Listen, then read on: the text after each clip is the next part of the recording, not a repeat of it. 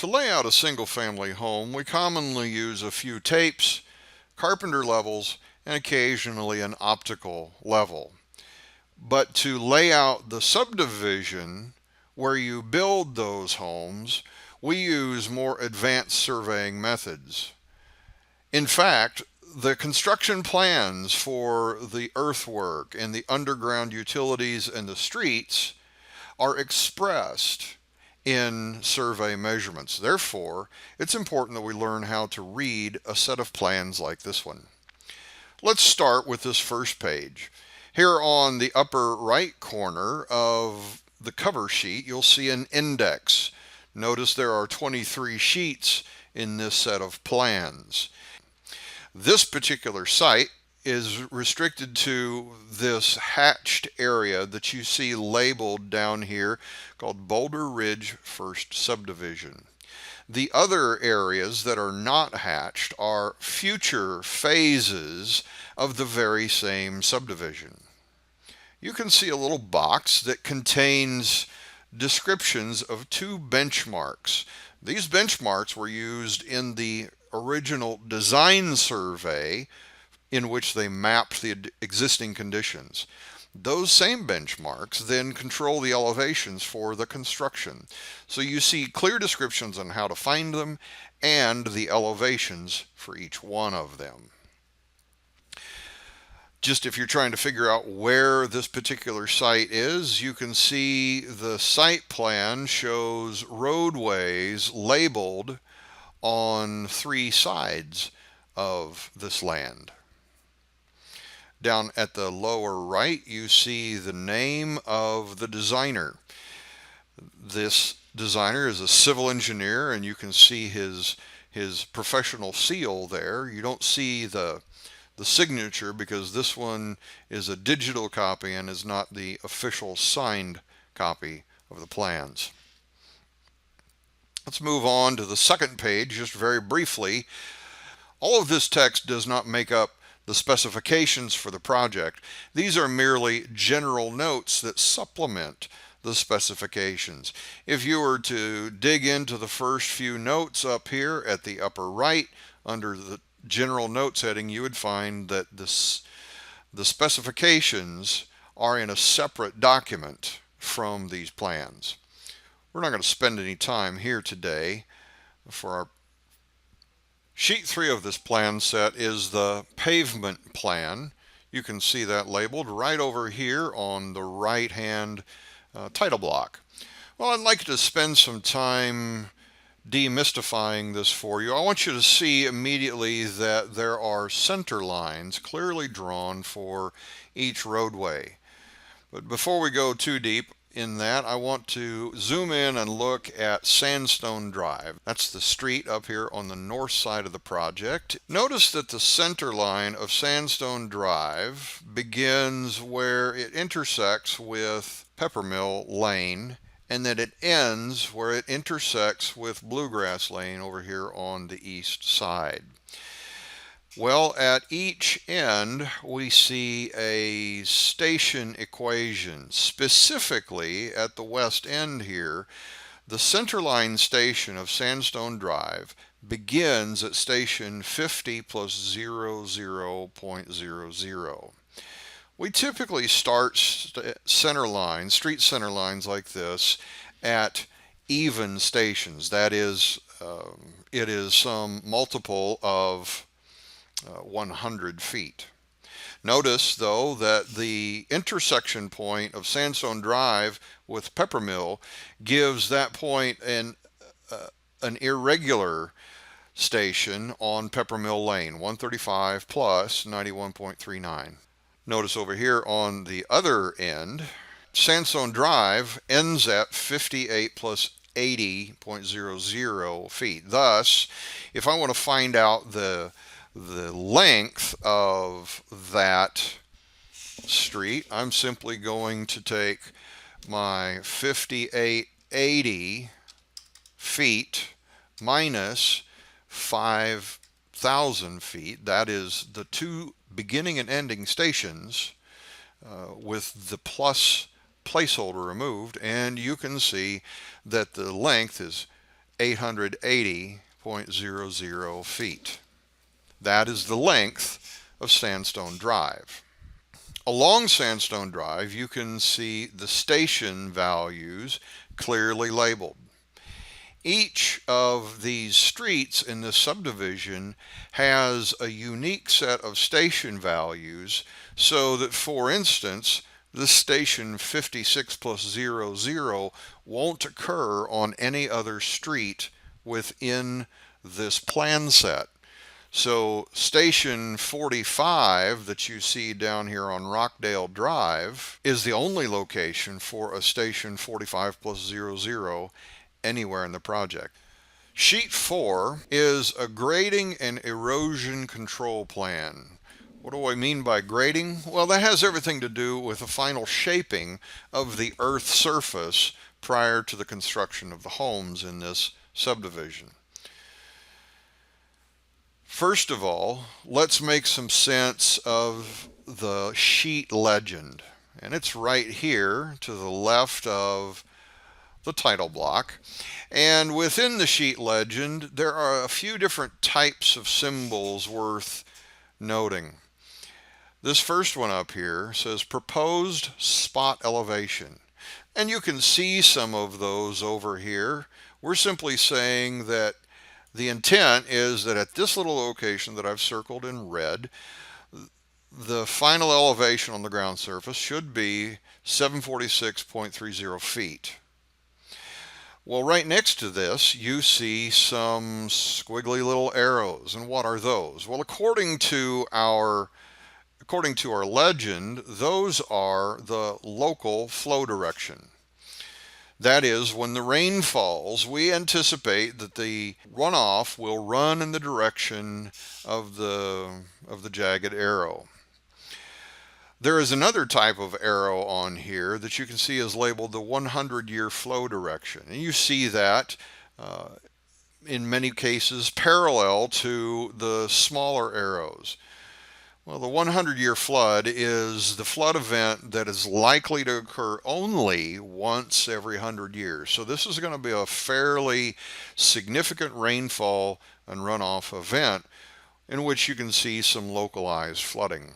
Well, the designer has to take into account that kind of flow volume as part of their analysis leading to the storm sewer design for a project like this.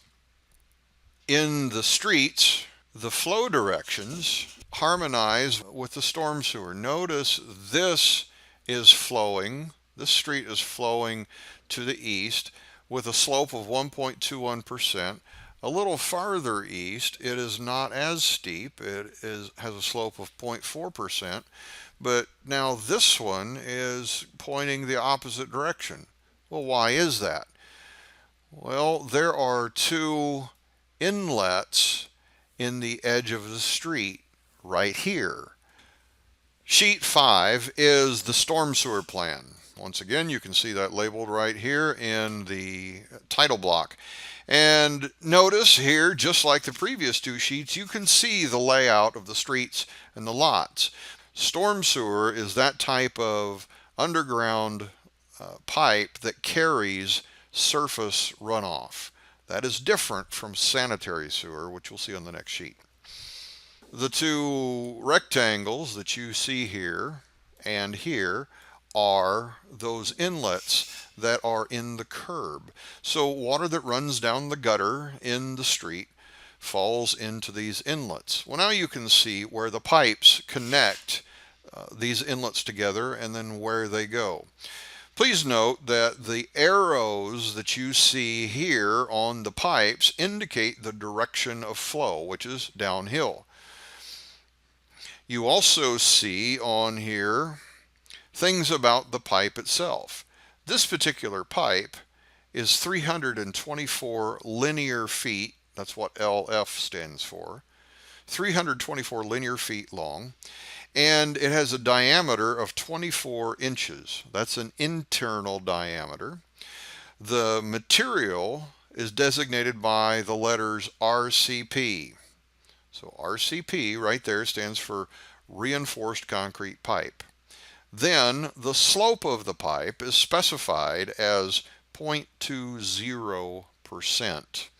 If you're trying to visualize that, 0.20% allows the pipe to fall or change elevation only 0.2 of a foot in 100 feet.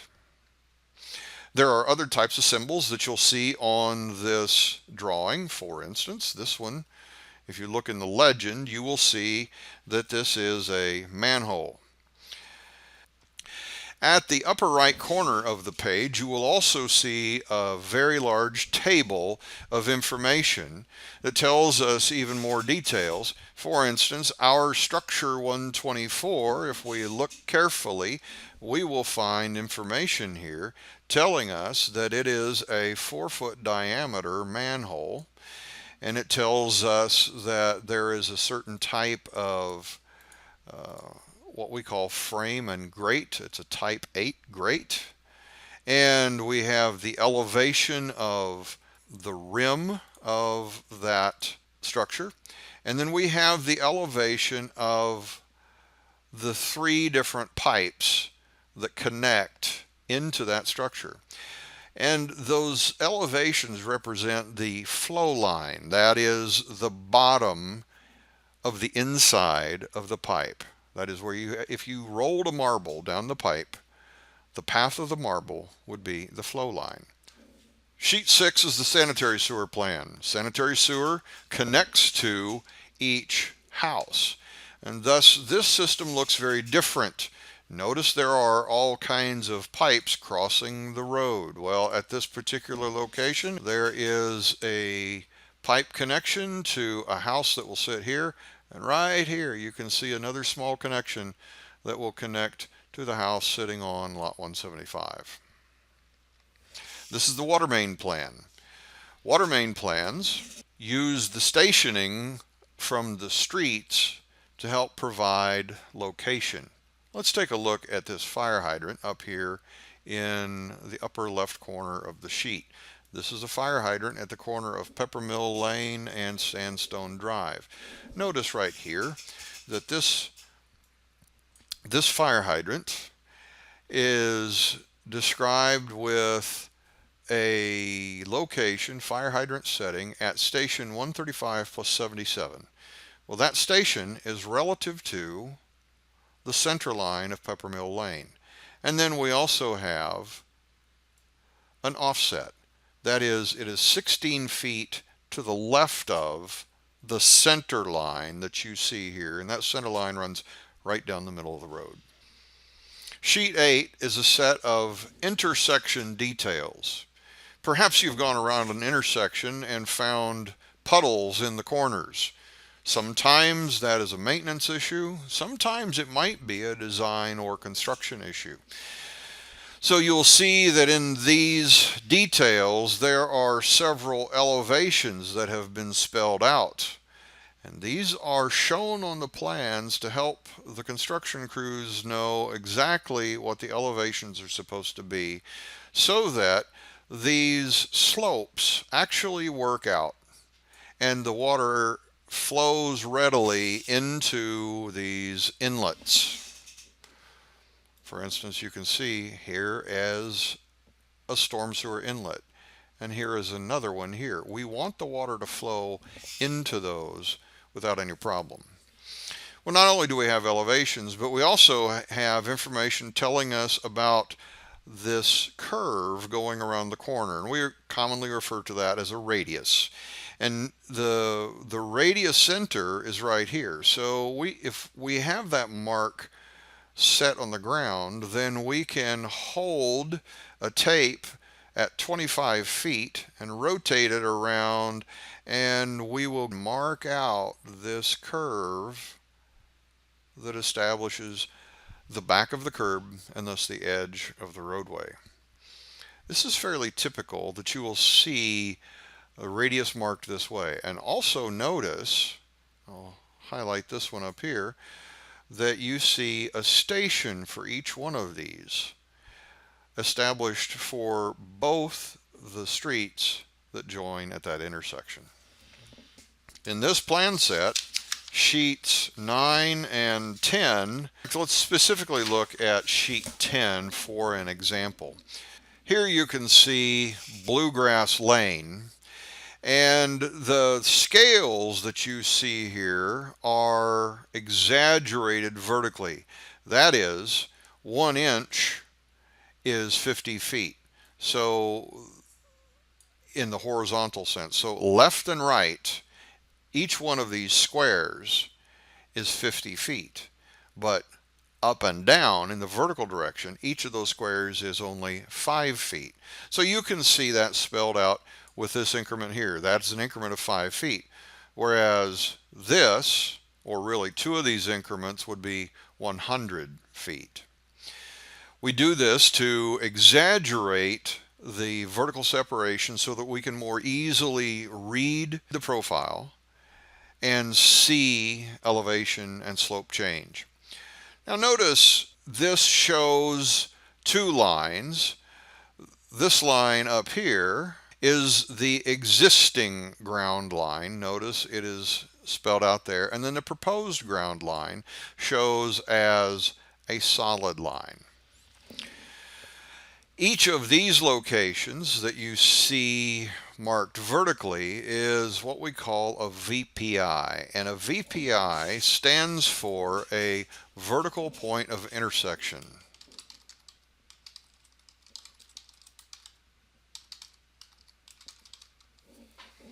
That vertical point of intersection is the intersection of two straight lines. Notice this straight line has a slope of negative 0.6%. And this one over here has a slope of positive 0.6%. So at the VPI, there is a change of slope. Well, what if we wanted to know the lowest elevation along this roadway center line? Well, all I've got to do is compare these elevations. I think you can understand this one right here is probably the highest. And if I want to compare, I think I've got either a low spot here or a low spot here. This one has an elevation listed as 745.04, and this one has an elevation of 743.93. So my lowest point is right there. Sheets 11 and 12 are storm sewer profiles. As I zoom in here, please notice that you see some information that might remind you of what you saw on the storm sewer plan. And that is, there is a structure number listed here. Structure number 104 also showed up on the plan in a hexagon like you see here. It is a 5-foot diameter manhole, and it is at station 530 plus 00. The elevations associated with that are listed here. Those elevations also show up on the storm sewer plan. One thing worth noting here, though, is the stationing that you see on pipe like storm sewer and sanitary sewer. This stationing is not the same as street stationing on these plans. This stationing follows the pipe and changes direction with the pipe. When you look at sanitary sewer profiles on sheet 13, notice up here at the top at structure 5 on the sanitary sewer profiles, near that structure you see something that looks a little strange. It says 24-inch SS. That stands for storm sewer, and it gives the invert elevation. Remember, the invert is the inside bottom, the lowest point in the pipe. But that pipe shows as an elliptical figure. Well, let's think about why that is. Remember, the vertical scale on a profile like this is exaggerated, isn't it?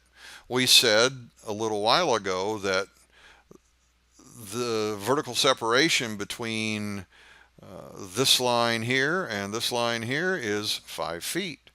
But horizontally, two squares of the same size horizontally gives you a distance of 100. So there is a 10-to-1 exaggeration here, and thus round pipes appear to be tall ellipses in this case. So what is this really saying when we see this pipe like this? Well, the 24-inch storm sewer is crossing the path of our sanitary sewer that's shown on this profile. On the water main profiles, let's see something else very interesting.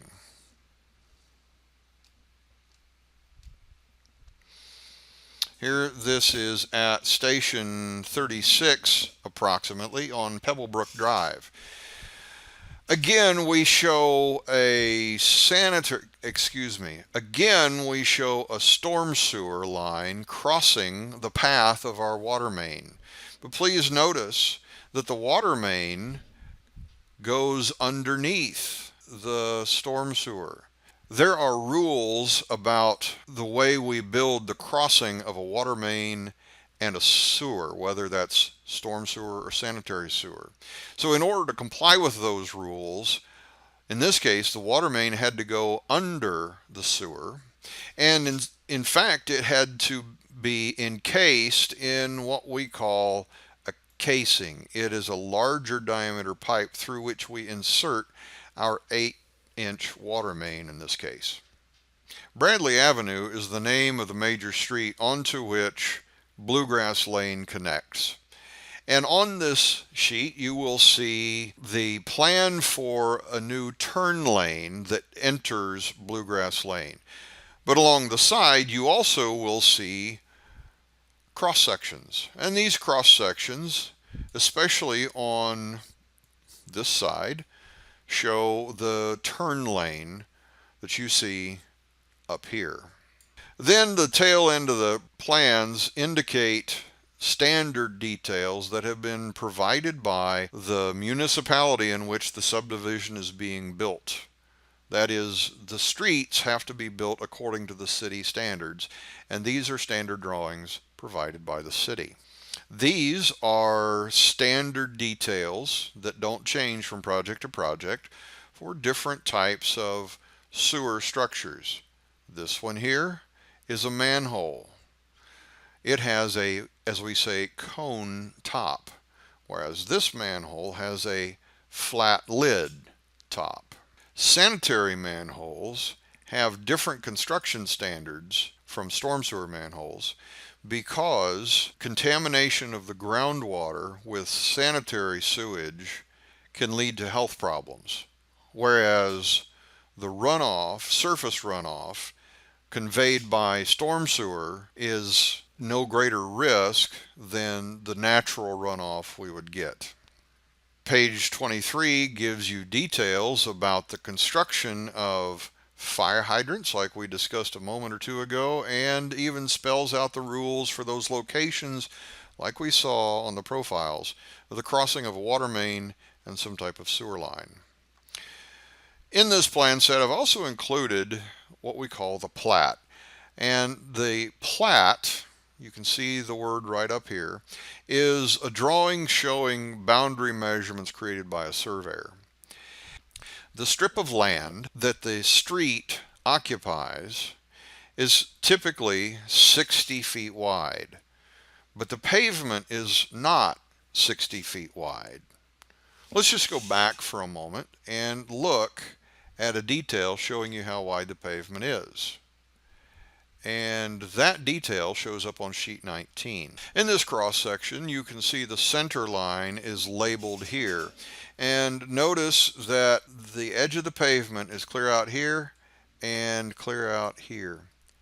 If I pay close attention I can see the dimensions showing that this is 14 feet from the center line out to the edge that we call the back of curb. So therefore the width of the pavement, 14 plus 14 feet, is 28 feet. But also notice that the strip of land on which the road sits is 30 feet plus 30 feet, thus the total of 60. And we call that strip of land the right-of-way. You can see it's labeled here and here. The right-of-way line is that line that separates private land from the land owned by the public for the purpose of the street. So ROW stands for right-of-way. Please also notice that the sidewalk is just inside the right-of-way by 1 foot, isn't it? So if you're mowing that strip of grass between the sidewalk and the road, well, actually you're mowing land that belongs to the public. So back to the plat. We said that the width of the right-of-way is 60 feet. Well, the right-of-way is marked typically by what we call monuments in the ground. Now, a monument marked this way or this way is not a monument like a statue. It is actually, in the case of the black dots, it is a 5/8 inch diameter iron rod that has been driven in the ground, and it has in this case, a yellow plastic cap with the number 3367 on it. 3367 represents the license number of the surveyor who created this drawing and set those corners. Notice here that Mr. James Whitcanack, the land surveyor who did this drawing, his registration number is 3367. So in the field, when we find a boundary corner that it has a cap on it and we can read the number, that tells us who set that. This one right here, if you look again at the legend, indicates that is another iron rod with a cap, but it is set in concrete to make it more durable. When we look at this drawing, you will see a direction and a distance on each line. Then within each lot you will see a lot number. The number below that has the underline is the number for your street address. Then you will see the area of that particular lot. For instance, if somebody wanted to know how many acres lot 159 is, then you can do the math pretty easily, because you know that 8,800 square feet divided by 43,560 square feet per acre is going to equal 0.202 acres. Not every lot in the subdivision can have a house built upon it. Let me give you an example. Down here, there is an area called the Commons. Notice that it's over 1 acre, 71,032 square feet. You can also see that it runs along the backside of several of these lots, between those lots and Bradley Avenue. So this Commons area is typically owned by a homeowners association, and it is maintained for the enjoyment of the residents in the subdivision, but it is not available for the construction of any homes. Other information that you'll find on this plat includes geometry regarding the curves. For instance, curve C2 that you see here, you can go up and find that in the table above, C2 has this information. We can see what we call a delta angle, which is the swept angle of the curve. We can see the curve radius. We can see the length along the arc. We can also see the length of the chord, the straight line that connects the endpoints of the curve, and then we can see the direction of that chord. This is very useful for computing positions along the arc and for coordinate geometry calculations essential for construction layout and boundary survey.